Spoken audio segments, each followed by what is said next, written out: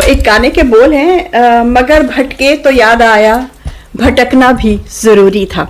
तो जिंदगी जब आपको भटका देती है, जिंदगी जब आपको तोड़ देती है, जिंदगी जब आपको राइट ऑफ करना शुरू कर देते हैं, तो क्या करें? स्टार्ट री राइटिंग योर सेल्फ। मैं पिछले दिनों एक जॉनी डेप, मेरा बड़ा फेवरेट मूवी स्टार है, उसका मैं एक इंटरव्यू देख रही थी ओपरा के साथ। तो उसने कहा कि जब जिंदगी आपको जब उसके साथ हुआ था, ये उसकी बीवी के साथ एम्बर हर्ड ने उसके ऊपर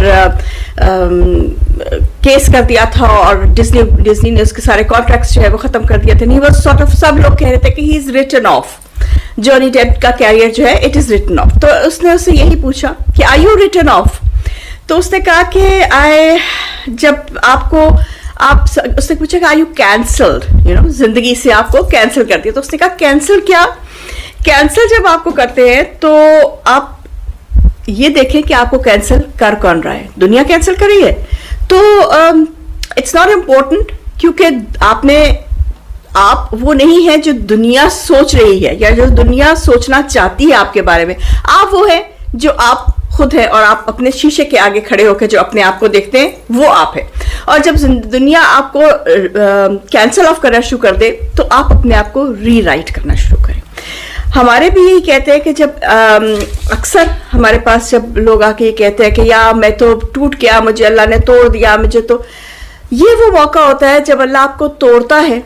वो इसलिए तोड़ता है क्योंकि उसने आपको रीशेप करना होता है। जिस शेप में आप होते हैं वो उसको पसंद नहीं आ रही होती, वो आपके हक में नहीं होती, वो आपके लिए अच्छी नहीं होती, तो अल्लाह आपको तोड़ देता है ताकि आपको वो रीशेप कर सके, आप खुद अपने आप को रीशेप कर सके। अल्लाह आपको उस रास्ते पे डालता है कि आप रीशेप कर सके। वही बातें, वही लोग जिनकी बातों से आपका दिल दुखता था, जिनकी बातों पे आपके आंसू निकलते थे, वही लोग आपके सामने आकर ढोल बजाते रहे, doesn't really matter to you, क्योंकि आपने अपने आप को इतना एलिवेट कर लिया है। तो वो जो स्टेज ऑफ एलिवेशन है, वो जो सफर है आपका एलिवेशन का, वो आपको खुद करना पड़ता है। कोई दूसरा इंसान आपकी जगह आके नहीं करता है। It is a painful journey. ये ऐसी बात नहीं है कि बड़ी आसान जर्नी है, पेनफुल है।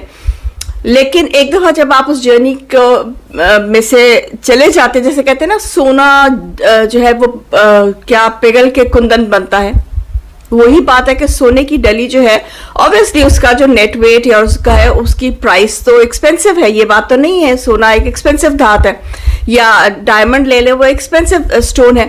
लेकिन जब आप डायमंड को सही तरह से सही कट डाल के उसको शाइन, जब उसमें ताकि लाइट पड़े तो सही तरह से वो शाइन करे, क्लैरिटी, कट, सारा उसका वो आप करते हैं, द 3 C's, तो वो उसकी प्राइस बढ़ जाती है। इसी तरह सोने की प्राइस बढ़ जाती है। एक सोने की डली ले ले और एक सोने का खूबसूरत बना हुआ कोई भी जेवर ले ले, उन दोनों में प्राइस में क्योंकि बनावट आ जाती है ना बीच में, तो वो भी साथ उसकी प्राइस बढ़ जाती है। इसी तरह इंसान की प्राइस तब बढ़ती है जब इंसान अपने आप को मुश्किल में से जब भी उस पर जितनी भी मुश्किल, जो भी मुश्किल वक्त आता है, उसमें से वो गुजार के अपने आप को, और वो अपने आप को बेहतर कर लेता है।